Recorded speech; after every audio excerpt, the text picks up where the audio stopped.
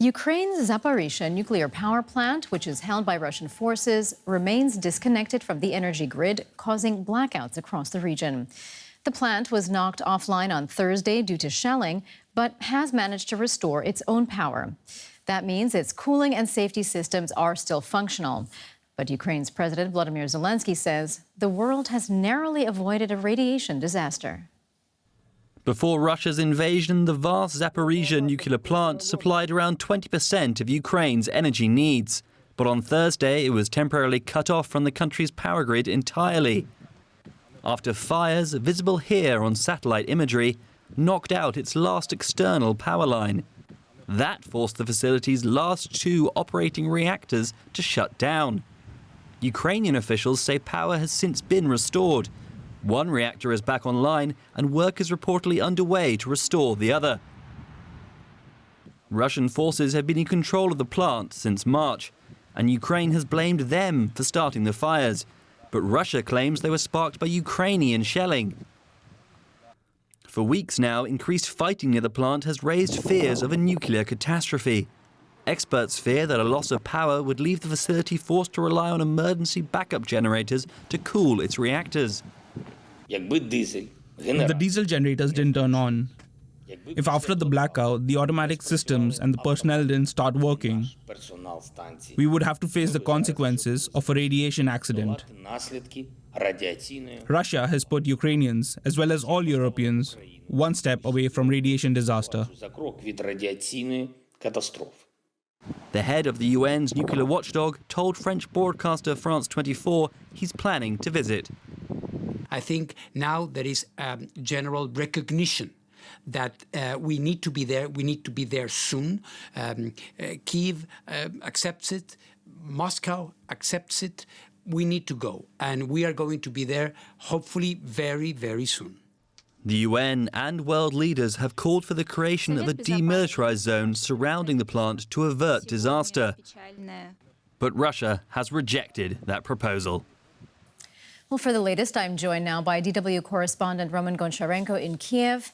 Hello to you, Roman. So tell us, what is the situation right now at the Zaporizhzhia nuclear power plant? Well, the situation there remains very volatile, and it is not quite clear what exactly is happening. We had reports that the power station was reconnected with the Ukrainian power grid after it was cut off for the first time in its history. There were reports in Ukrainian media that one of the reactors was running again. Then there were other reports that both reactors are still shut down, and it is not quite clear if they will reconnect both of them during the day. Probably yes, this is what we expect. So this whole situation, we had some also confirmation from satellite images that there is a fire in a forest nearby, which, according to both sides, the Russian and the Ukrainian sides, caused that cut-off yesterday. So to clear the situation, it shows that the delegation of the International Atomic Agency should go there. It is being discussed. It is expected in the coming days, but it is still not clear which route they would take, through Ukraine, which is what Kyiv insists on, or through Russia, which Kyiv says is not possible and is against it. So we do not have an answer to that most important question, which route the delegation of the international experts would take to visit the station. But we can assume that that visit will happen in the coming days. Now, do we have any information on whether Thursday's power cut in some way affected the safety of the nuclear plant in any way? Well, the Ukrainian authorities are saying that no, everything was under control at that time. So we have Ukrainian personnel on that station, you have to remember, and Russian soldiers there. And a lot of Russian military equipment, according to the Ukrainian sources. But the station itself, the reactors, they remain intact, according to the Ukrainian sources, and the security mechanisms worked as they are supposed to do. This is what we know from the Ukrainian side. That was DW's Roman Goncharenko reporting for us from Kyiv. Roman, thank you. Well, now we can bring in Vadim Chumach. He's from Ukraine's National Research Center for Radiation Medicine, and he's also in Kyiv. Welcome to DW. Vadim, we're just getting reports now that the nuclear power plant in Zaporizhzhia is still disconnected from the electricity grid. Can you just explain to us why this is dangerous? Actually, the nuclear reactors, when they're operating, they're accumulating enormous amount of short-lived radionuclides, decay products, which are quite hot, not only in the sense of radiation, but also in colloquial term of temperature. So when a reactor is stopped, it should be cooled for a couple of months further to bring temperatures down. And it's impossible without electricity. So if there is no external power lines, then diesel generators need to be started, and such systems are in place, and they should run. But still, so the resource of their operation is quite limited. It's a couple of weeks only, but this cooling down will take months or more. So there is a big danger of an accident of Fukushima type. And now, do you think a visit by the International Atomic Energy Agency would somehow make a real difference? I mean, what could those inspectors or those officials do to make things safer? Well, so they cannot solve all problems, of course, but at least, to my opinion, they can leash Russian authorities, because without any control, so they behave absolutely ruthlessly and irresponsible. So if some international mission will be on the spot, possibly they will be limited in their varied actions. That was Vadim Chumach from Ukraine's National Research Center for Radiation Medicine. Thank you so much. Yeah, you're welcome. Russia has confirmed that it hit a railway station on Ukraine's Independence Day. Ukraine says the missile strike on the eastern town of Chaplina also hit a residential area. It says at least 25 people were killed and dozens more injured. Russia claims it targeted a military train and that more than 200 Ukrainian troops died in that attack. Chaplina in eastern Ukraine.